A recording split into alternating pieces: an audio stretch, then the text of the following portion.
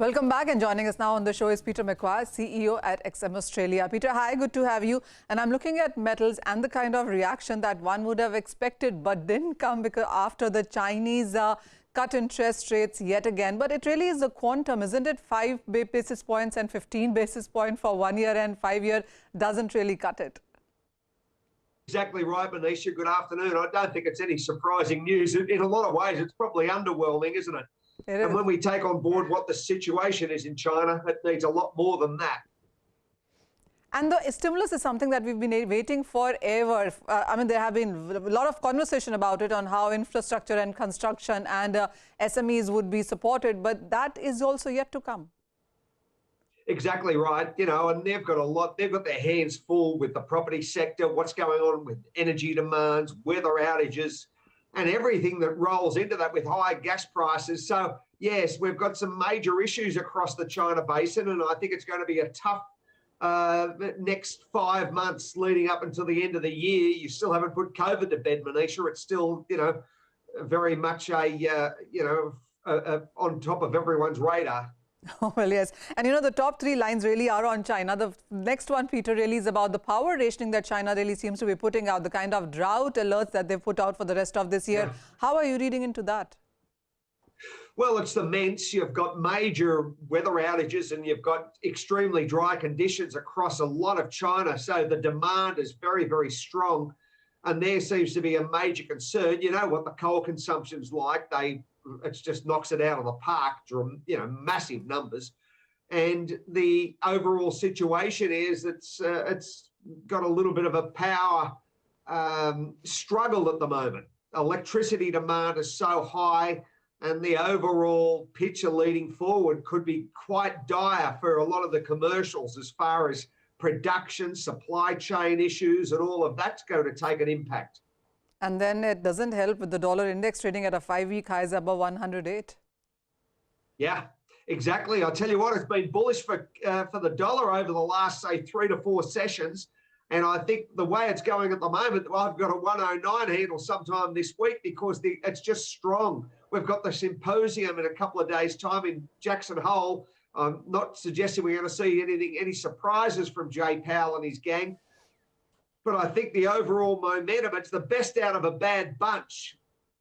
Clearly. So when you look at the metals as a sector, and while the month of July was all right, because we did see some rebound from the kind of lows that we did hit, but the last week, or rather, let's say the previous week, clearly saw some selling come back.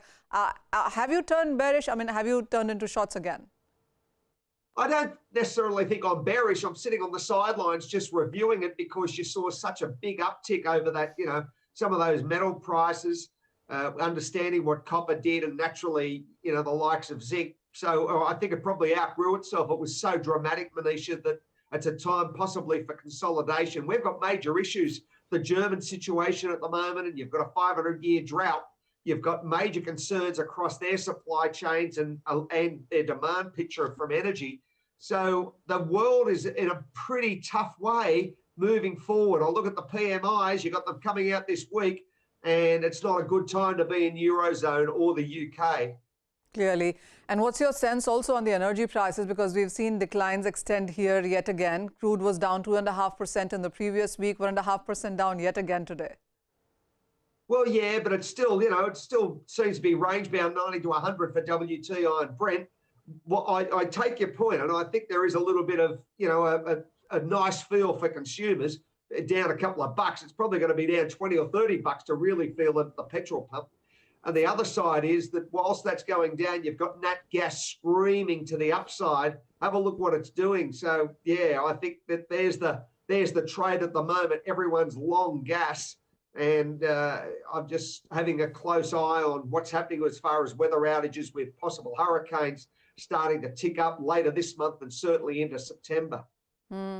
How are you looking at the Iran and the West nuclear accord, the deal, which reports say that is now pretty done? How are you reading into various reports on that?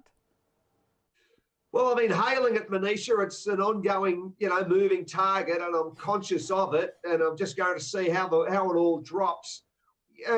You know, it's easy. It's easy to look at and be objective, but the other side is it's got to be, you know, absorbed by the marketplace, and all those moving parts need to be put to bed.